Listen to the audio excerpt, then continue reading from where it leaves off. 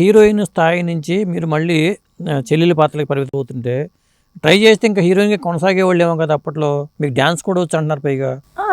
వచ్చు, కానీ నాకు తమిళ్లో చాలా సినిమాలు వచ్చాయి. అప్పుడు స్విమ్మింగ్ డ్రెస్ ఏమంటే వేసేదాన్ని కాదు. ఓకే, రిస్ట్రిక్షన్ పెట్టుకున్నారు మీరు. కార్తిక్ అని ఒక హీరో ఉండే కదా పాత, ఆయనతో ఒక సినిమా వచ్చింది స్విమ్మింగ్ డ్రెస్ ఏమని. సీతాకోక చిలుకలో చేసాడు కార్తిక్.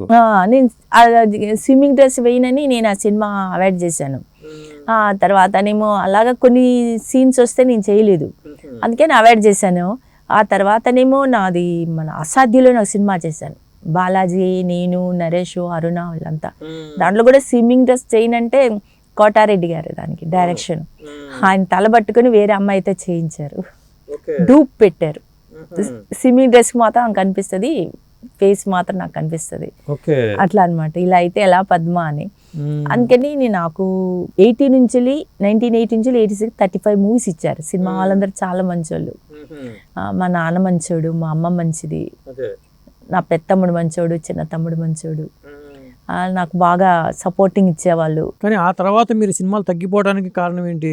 1986 నుంచి ఒక దుష్ట శక్తి రాత రాయడం మొదలుపెట్టింది నా మీద, అందుకే తగ్గిపోయి. క్షుద్రశక్తి అనుకోవచ్చు. దుష్టశక్తి, శుద్రశక్తి, మాయాశక్తి, పైకి మంచిగా కనిపించే ఒక శక్తి, 74 ఏజ్ ఒక శక్తి. ఆ శక్తి ఆడా మగా? మగా. నేను ఊహించుకోవాలి ఆ శక్తి ఏంటా అని. మగ శక్తి. 1986 నుంచి ఏ వేషాలు రానిలేదు. పాపం ఎవరైనా సినిమా వాళ్ళు ఇచ్చినా వాళ్ళకి ఒక మంచిగా చెబుతూ వాళ్ళని మాయ చేసేసి ఏ వేషాలు రానిలేదన్నమాట. అడ్డుకుంది, ఇంతవరకు ఇప్పటికీ అడ్డుకుంటుంది, బతకనీయడం లేదు. ఎందుకు ఆ శక్తికి అంత ఇంట్రెస్ట్ ఏంటి అసలు దాని మీద? ఆ శక్తికి సొంతంగా కథలు రాయడం రాదు, నా మీదే రాస్తుంది. అందువల్ల రాసుకొని వస్తువుగా మార్చేసింది. మా నాన్నని హింసించేసరికి మా నాన్న 207లో చనిపోయారు. ఈ రాత హింసతో హింసించేశాడు. 209లో మా అమ్మ చనిపోయింది హార్ట్ అటాక్తో. ఈ రాత హింసకే నా పెద్దమ్ముడు చనిపోయాడు. ఈ రాత హింసకే నా తమ్ముడికి హార్ట్ అటాక్ వచ్చింది 2 సార్లు. ఈ రాత హింసతో తమ్ముడు భార్య పిల్లల్ని హింసించేయడం, చిన్న ఏజ్ పిల్లల్ని పెద్ద ఏజ్ అయి రాయడం.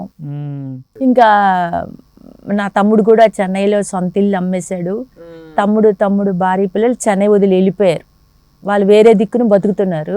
అది అందమైన ఒక కుటుంబం, అందమైన కుటుంబం. మీరు చెప్తుంటే సెంట్రల్ గవర్నమెంట్ జాబు, చక్కటి ఫ్యామిలీ, ఒకసారి విచ్ఛిన్నం అయిపోయినట్టుగా అనిపించట్లా? విచ్ఛిన్నం అని అంటే ఆ దుష్ట శక్తికి సొంతంగా కథ రాయరాదు. మా ఫ్యామిలీని ఒక రాసుకునే వస్తువుగా, వాడి ఐడియాగా, వాడు ఇన్స్పిరేషన్ అయ్యే విధంగా హింసించుకుంటూ, ప్రాబ్లం కల్పించుకుంటూ, మేము ఏడుస్తుంటే అది చూసి రాసుకునేది అలవాటైన ఒక శక్తి. నేను అనేది ఏంటంటే మీ అనుమానం ఏమో ఆ శక్తి ఉందని. అనుమానం ఉంటే నేను పెద్ద ఆర్టిస్ట్ అయ్యేదానిగా. సినిమా వాళ్ళందరూ మంచి కాబట్టి. మరి ఇప్పటికి కూడా నేను రోడ్డు మీద వెళ్తున్నానంటే ఆ దుష్ట శక్తే కారణం. నా ఫోన్ ట్రాపింగ్ పెడతాడు, 74 ఏజ్, ఫోన్ ట్రాపింగ్ పెట్టి ఇనుకుంటూ, ఆ దుష్ట శక్తే చేస్తుందండి, ఇంకెవరు లేదు.